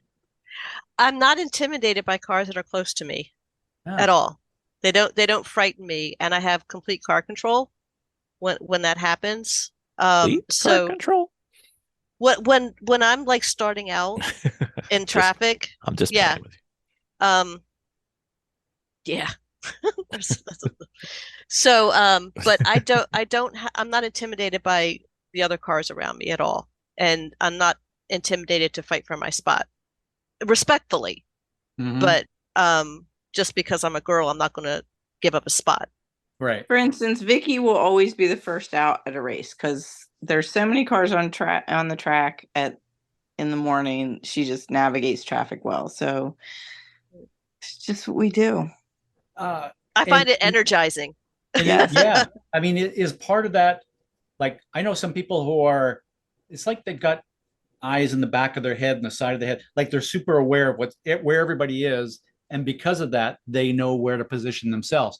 And other Right. people, sometimes I think they have one eye and it's not pointing in the right direction. So I know that's a bit weird, but yeah, it's some people have less awareness, overall awareness. Is your awareness level high? When I'm on the track, I think it's most of the people she TikToks with don't wake up early in the morning, so she wants to get out there and get back in before. no. Okay. No, So- I enjoy it. Okay. So cornering grip, traffic awareness. Bill? It's sad that So I think my you're superpower sad is man? no. I think my superpower is self-preservation, and I need to stop that. Like I do not make mistakes on the track, like ever. So and He's very methodical. I am. So I think Yeah. I need to get rid of some of that. Well, we've talked about that before on We have past. every shows. 50 episodes. I get Yeah. slapped around. It's fine. Mhm. Yeah. Like you need to drive stupid. Yeah, just try Yeah. stupid. And I keep asking Yeah. if that's a comma or an exclamation point at the end. Yes. Mhm. The answer Depends is on the yes. day. Yes. So what's it going to take you to go from no risk man to risk Yeah. man? Yeah. I think the two things. I think the non-team shorter races Uh-huh. is good. And I think actually for stupid reasons, I think the fit is also good because I can get to its limits without much potential for bad things. I mean, obviously it can roll over and things like that, but I'm in a fully caged fire suppression.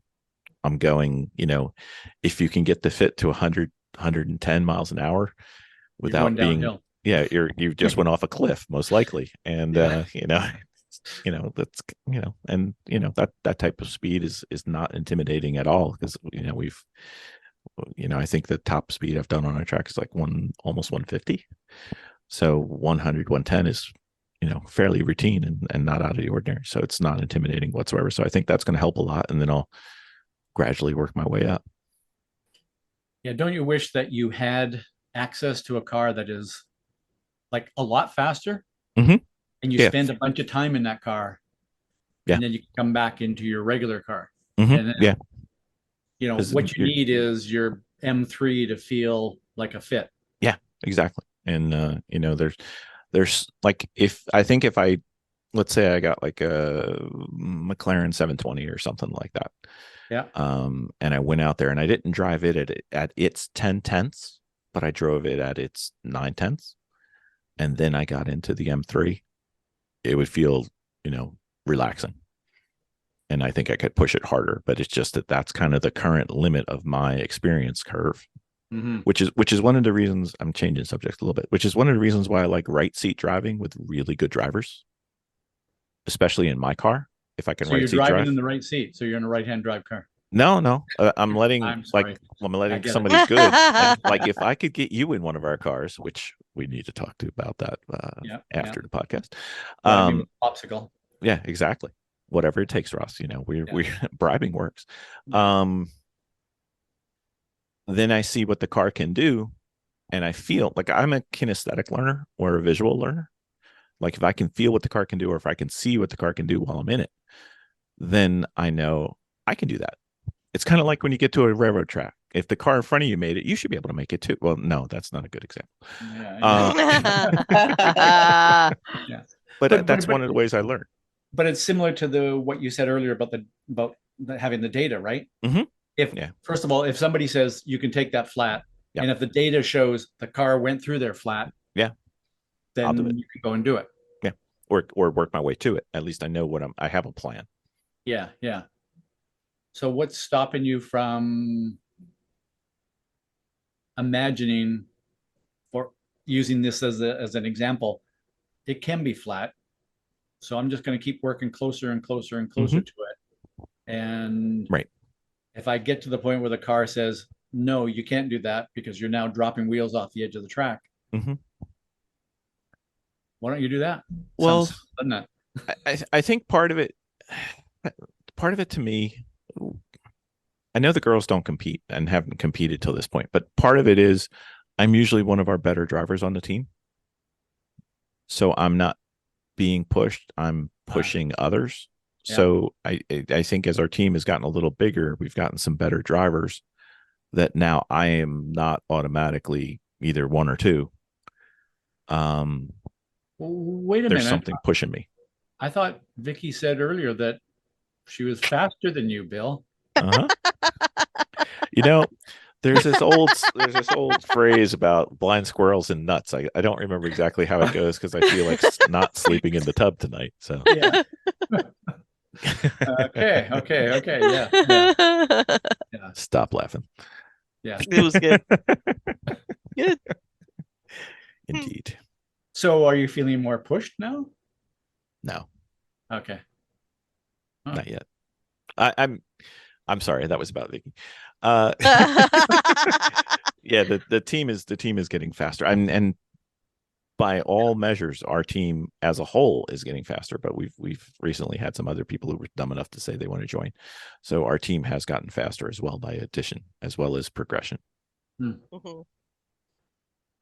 So what's next for you guys?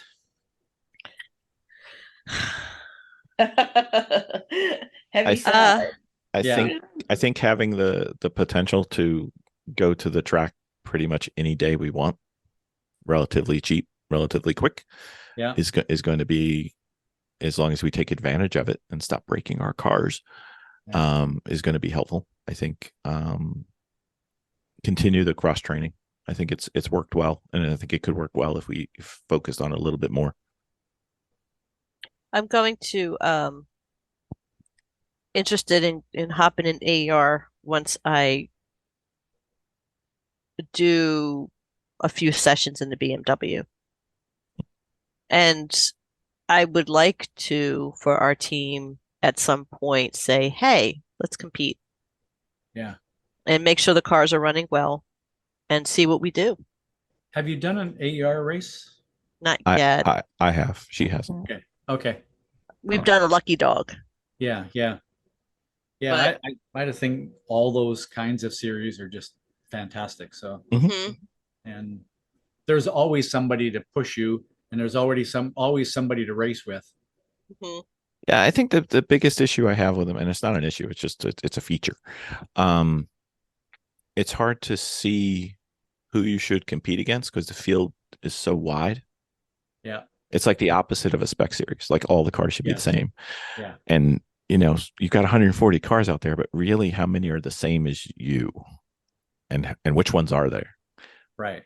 Because it's kind of a car driver combination as well. So even if you're the same, they've got 4 drivers and they can be varied as well. So it's like, am I doing well? I don't know. And that's why we wanted to do a little bit more spec series and a little bit more higher level. Yeah, I mean, the great thing about endurance races is there's always somebody to race. And what can be really fun is if you and 2 other cars are turning pretty much the same lap time, but you're doing it in very different ways. And then you've got to figure out, well, how do I get in front of these? They maybe have more straight line speed.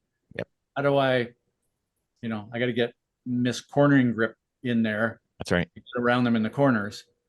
And exactly. Miss traffic to manage and get through the traffic and everything. So yeah, that's the fun thing about endurance racing, I think, personally. Yeah. But Indeed. yeah, I mean, you never really know how you're doing. Yeah, it's like if a car beats you or we beat another car, it's like, did we do well?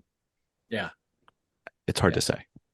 Well, yeah, and it depends on how you define well, right?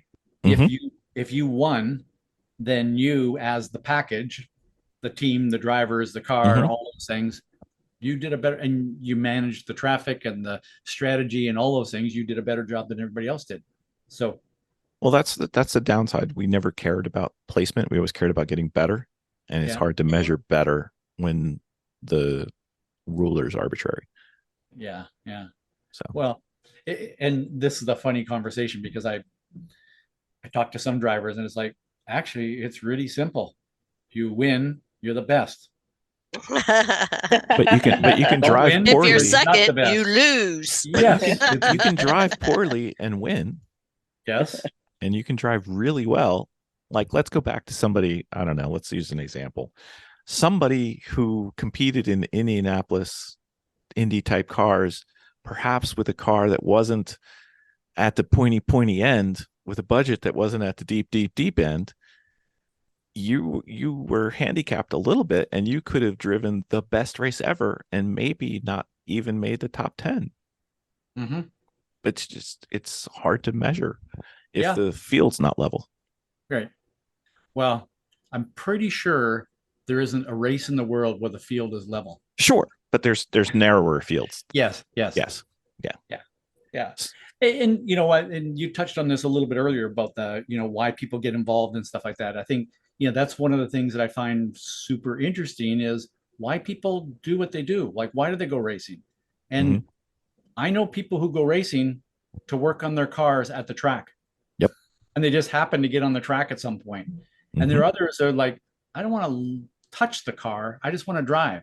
And there's some that want to go, if I didn't have to drive, but I could stand on the podium with a trophy and spray champagne at the end, that's what I want to do. And then there's some that are just like, I don't care about the competition. I just want to feel good at the end of the day. And there's all, a gazillion different other reasons in that, which is one of the great things about our sport is, Exactly. It's just for one weekend. It raises like your adrenaline to a point when you just feel alive. Yeah. And I think that's what it is that the mundane of everything else that goes on, just for that one weekend, it's like you being a kid again, where everything was exciting. And this is the adult version of that. getting out of yourself and getting out of your life for just one weekend. So when you said the kid thing, yes, I think we touched on this, that I was on another podcast earlier today. The Adulterer. Blanket X one, and we were talking about rain. Mhm. There, I said it. If Con is listening to this, I said it. Rain. Rain. Yeah, a little superstitious about that word. And one of the visions that I have is a 4-year-old kid in rubber boots in a puddle on the side of the road somewhere, and just stomping up and down and splashing in the puddle, going, and little kids have fun doing that.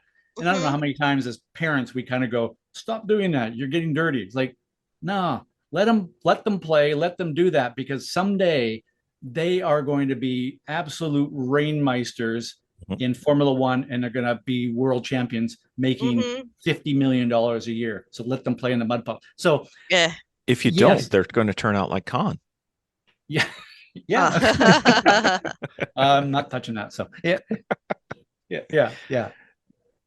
So I love the idea that, for a few weekends a year or whatever it is, we get to go be kids again. All day long. Yeah. Getting all those feelings again. Yeah. See, it's the only time I can see Vicki actually focused. Yeah. Mm. Painfully focused.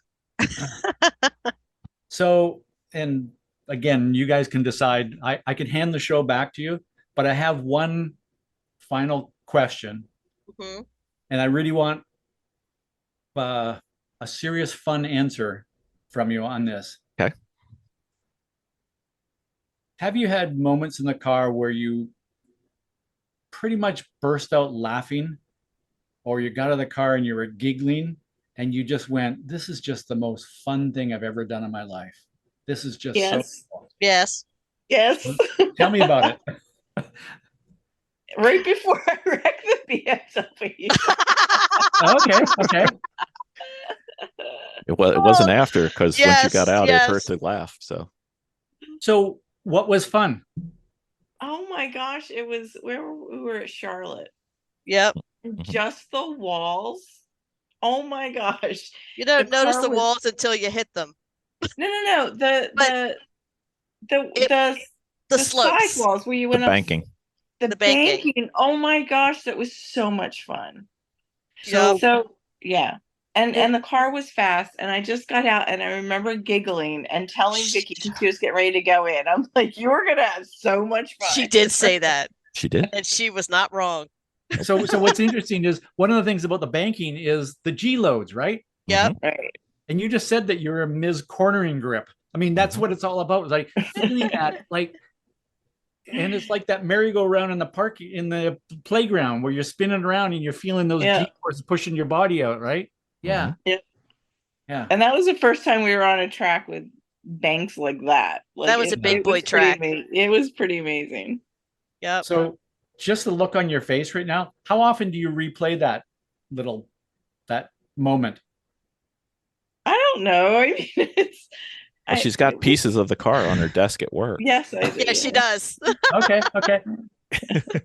Well, yeah, keep replaying that, because that's cool. And think about the feeling. What was it that made it so much fun? Like, was it the speed? Things passing by? Was it the G loads? Was it just the? It was having the car tilt. It was like a roller coaster. Everything. It was at night. It was like a big boy track. It was the lights were on. It was just amazing. It was like a theme park. It was. It was a theme park for racing. Yeah. So yeah, it was just a different experience altogether. It was just a lot of fun. And I got out right after that. I'm like, oh my God, you are right. Okay, awesome. so you can't use that same one, Vicki. You got to come up with another one. What? Oh, well, that one was a really, really good one. I would have to say, and it really isn't so much about the racing. It was my Lemons experience, where I was racing in that traffic and knowing that I could race in traffic, but I was flying down and I just saw this one freaking car that had a Grover puppet, because they went as what was it? It was, what was the car called? The Flying Grover. That was Super called Super Grover. Grover. Yeah, Super Grover. And in Lemon, and in Lemon, they had this huge Grover with a cape on it that was on top of this car, and when it would drive, this puppet would hover above the car. I was like laughing hysterically every time I went around the run around the track. I know it's like has nothing to do with racing, but just going through it, I'm like, we have so found our idiots, and I'm not going anywhere, because it was just so much fun. And honestly, yeah, I would have to say You that it was forgot. that. You But forgot but when you were driving and you saw the cookie on somebody else's car. oh yeah, the cookie. Yeah, Oh, somebody that stole was my funny. cookie. My Uh, cookie, yeah. yeah, My I heard cookie about ended that up on incident. Grover. Yeah, Yeah, yeah, on the Cookie Same. Monster car. yeah. Hmm. Yeah, but anyway, I think that I still have to go back to Jennifer's. I think that was just the most amazing experience I think I've ever had on a racetrack. Yeah. Besides just the improving, you know. You were kind of pickled when you beat me at Yeah, well, NJMP. yeah, yeah, NJMP. Hmm. yeah. So no That was good. competitiveness. Yeah, yeah, No, not at all. yeah. She hides it until she wins, and then she's Yeah. very competitive. Yeah. So, Bill, do you ever laugh in the car? Um,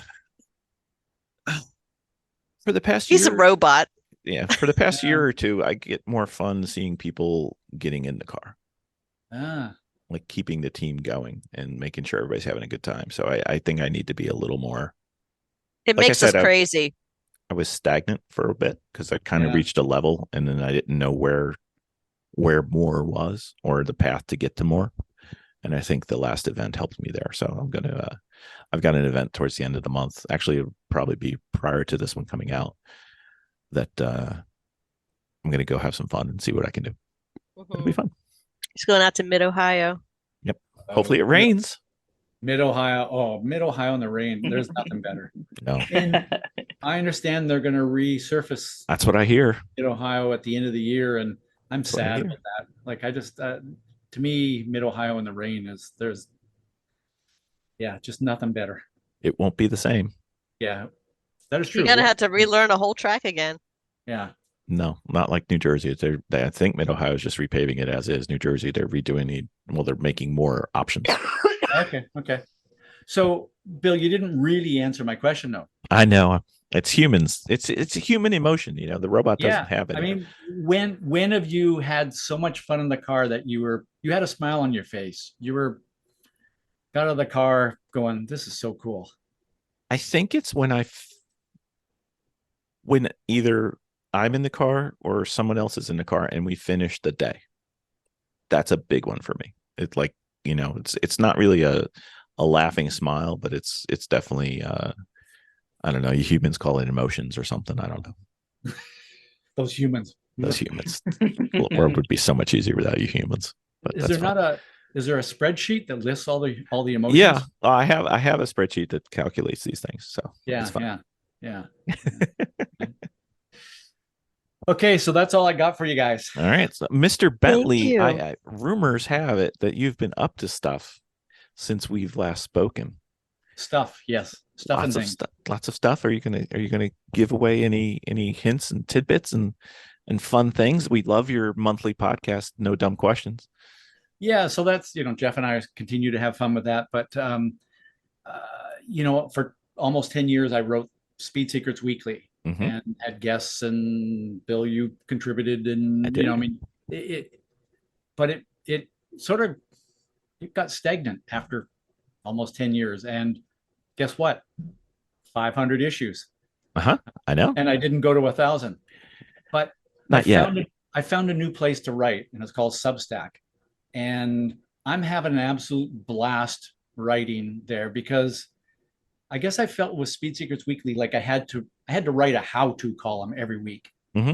And now, I'm doing that, but I'm also writing some stuff that's opinions, and it's just some, I call them racy thoughts. So some opinions and thoughts about a recent race or something like that. I've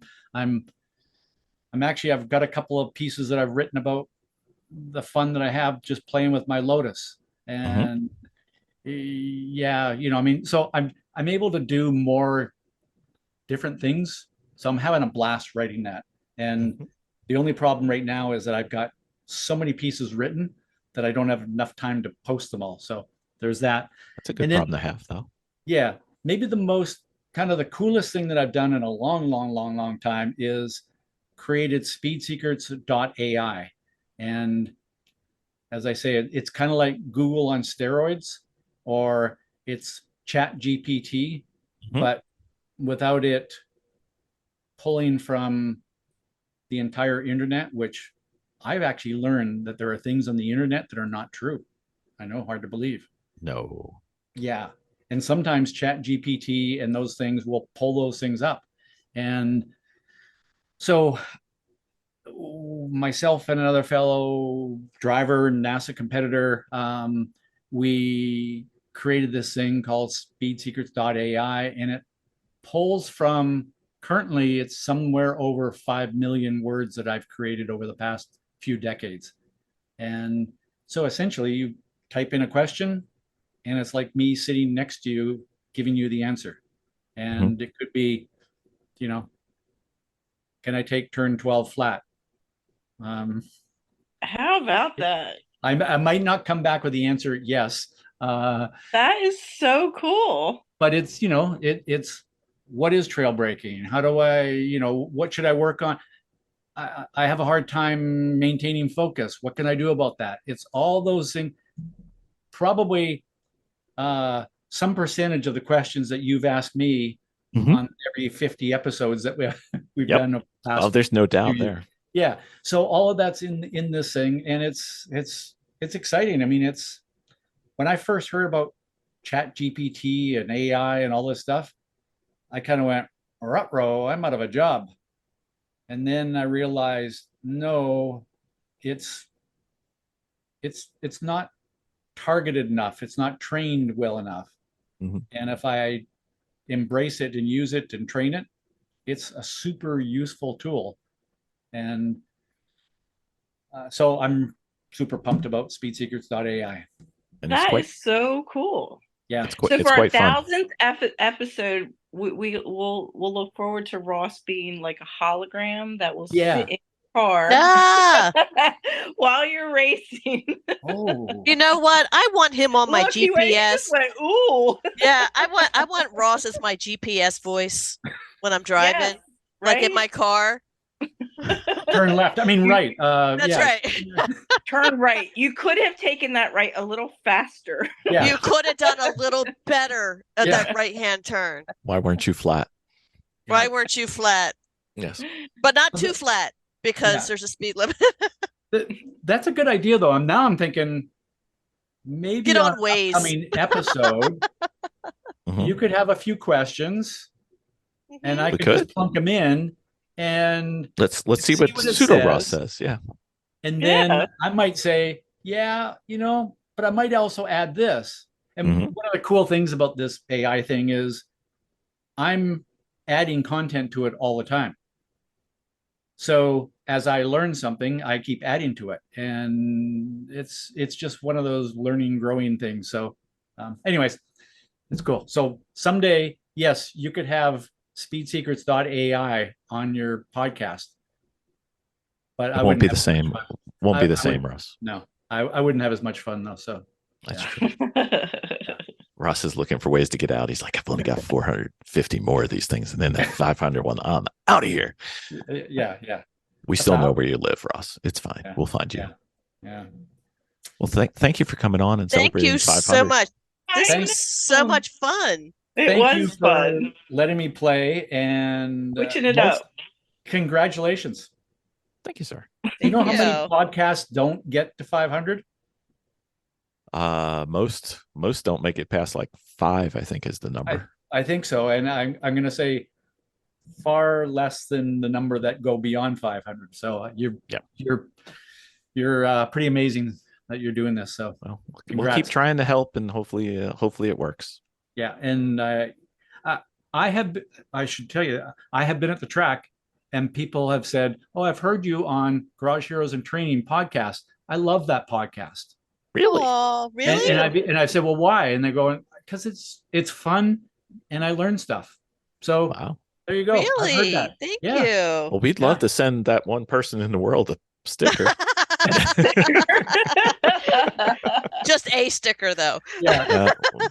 We buy so gonna much go- swag. Yeah. I'm gonna go tell my wife she's got a sticker. Oh, well, There I'm you gonna go. That's fine. That's fine. She can have popsicles too if she comes to the track. That's fine. Yeah. That's not a problem. Yeah. funny. No. Yeah. Yeah. Well, No. thank you. Congrats. Fantastic All job. right. And, Thanks. keep doing it. Okay, that sounds great. Thank you, Ross. Thank you.